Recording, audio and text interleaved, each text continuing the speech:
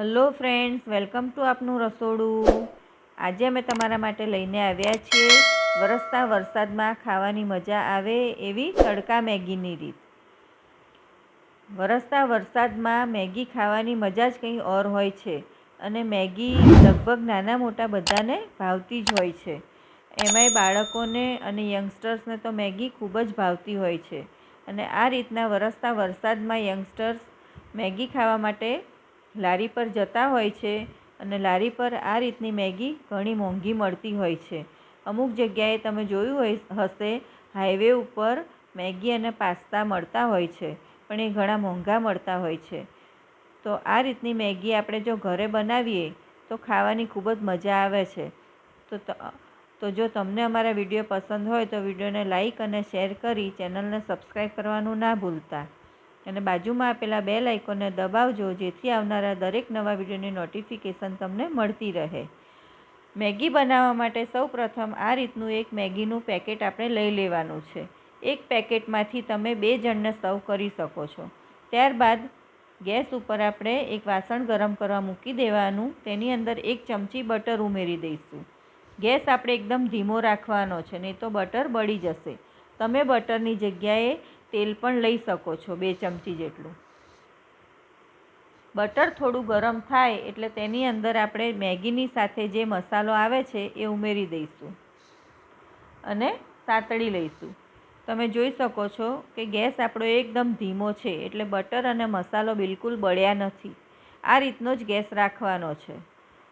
હવે આપણે 1 packet Maggi લીધું છે તો 1 ગ્લાસ પાણી ઉમેરીશું આમાં। જો તમે 2 પેકેટ મેગી લેતા હોય તો 2 ગ્લાસ પાણી ઉમેરવાનું અને પાણીની અંદર જે મેગી આપણે લીધી હતી એ આ રીતે તોડી અને ઉમેરી દઈશું। ગેસ આપણે મીડિયમ કરી દઈશું આ સમયે અને મીડિયમ ગેસ ઉપર વચ્ચે વચ્ચે હલાવતા જઈ અને મેગી બનાવી લેવાની છે। જે રીતે આપણે નોર્મલ મેગી બનાવીએ છીએ એ જ રીતે આપણે આ મેગીને બનાવી લઈશું। પહેલાં વચ્ચે વચ્ચે હલાવતું રહેવાનું છે આ રીતે।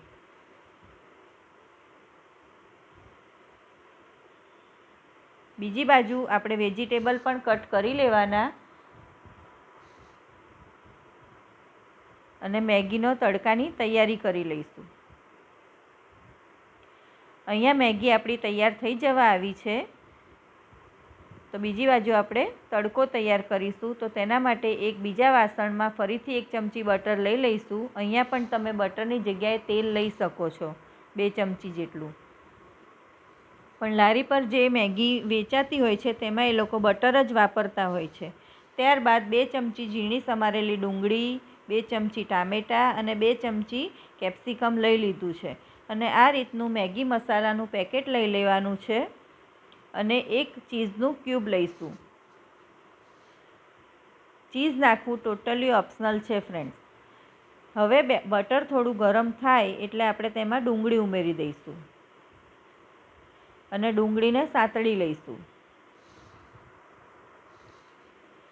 જો તમને વેજીટેબલ વગરની મેગી પસંદ હોય તો તમારે વેજીટેબલ સ્કીપ કરવાના અને જો તમને આના કરતાં બીજા વેજીટેબલ ગમતા હોય વધારે તો તમે બીજા વેજીટેબલ પણ ઉમેરી શકો છો। ગાજર, વટાણા એવું પણ તમે આમાં ઉમેરી શકો છો। અહીંયા મેગી આપણી તૈયાર થઈ જવા આવી છે। ડુંગળી પણ સરસ સતળાઈ ગઈ છે, તો હવે તેમાં કેપ્સિકમ અને ટામેટાં ઉમેરી દઈશું। ઘણા લોકોને વેજીટેબલવાળી મેગી ગમતી હોય છે અને ઘણા લોકોને એમનેમ સિમ્પલ મેગી ગમતી હોય છે। તો જો તમને જેવી પસંદ હોય એ રીતે તમે આમાં વધઘટ કરી શકો છો। બધું જ વેજીટેબલ બરાબર સાતળી લેવાનું। ત્યારબાદ આની અંદર 1 ચમચી જેટલા બાફેલી મકાઈના દાણા ઉમેરીશું। આ ઓપ્શનલ છે ફ્રેન્ડ્સ, તમને ના ગમે તો તમારે સ્કીપ કરવાના। તમે આની જગ્યાએ બાફેલા વટાણા પણ લઈ શકો છો।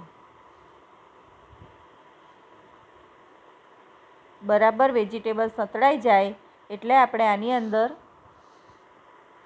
શેઝવાન ચટણી ઉમેરીશું। જે માર્કેટમાં તૈયાર મળે છે શેઝવાન ચટણી, એ ઉમેરીશું 1 થી 1.5 ચમચી જેટલી। જેવું તમારે તીખું જોઈતું હોય એ પ્રમાણે તમારે ઉમેરવાની અને મેગી મસાલાનું જે પાઉચ આપણે લીધું હતું એ ઉમેરી દઈશું। આની અંદર આપણે બીજા કોઈ જ મસાલા નથી નાખવાના। શેઝવાન ચટણી થોડી સ્પાઇસી હોય છે, એટલે જો બાળકોને ખાવાની હોય તો તમારે ઓછી ઉમેરવાની. આની અંદર તમે લીલા મરચાં પણ ઉમેરી શકો છો. મેગી પણ આપણી તૈયાર થઈ ગઈ છે, તો ગેસ બંધ કરી અને જે આપણે તડકો તૈયાર કર્યો છે એમાં આપણે મેગી ઉમેરી દઈશું અને બરાબર મિક્સ કરી લઈશું. આ રીતની મેગી ખાવાની ખૂબ જ મજા આવે છે. અને જો વરસાદમાં આ રીતની વેજીટેબલવાળી ગરમ ગરમ મેગી મળી જાય તો ખાવાની મજા જ કંઈ ઓર હોય છે. તમે શેઝવાન ચટણીની જગ્યાએ પીઝા સોસ પણ ઉમેરી શકો છો. અને જો તમારી પાસે પીઝા સોસ અને શેઝવાન ચટણી ના હોય તો તમે રેડ ચીલી સોસ પણ આમાં ઉમેરી શકો છો. તો તૈયાર છે આપણી સરસ મજાની તડકા મેગી. તેની ઉપર આપણે થોડું બટર ઉમેરીશું અને ચીઝ છીણીશું. આ ઓપ્શનલ છે ફ્રેન્ડ્સ. જો તમારે ચીઝ અને બટર ના નાખવું હોય તો તમારે સ્કીપ કરવાનું. પણ બાળકોને આ રીતની ચીઝ અને બટરવાળી મેગી ખૂબ જ ભાવતી હોય છે. તો જો તમે આ રીતે ક્યારેય તડકા મેગી ના બનાવી હોય તો એકવાર ચોક્કસથી ટ્રાય કરજો. જે લારી પર મેગી મળે છે તેના કરતાં પણ આ ટેસ્ટી તૈયાર થાય છે.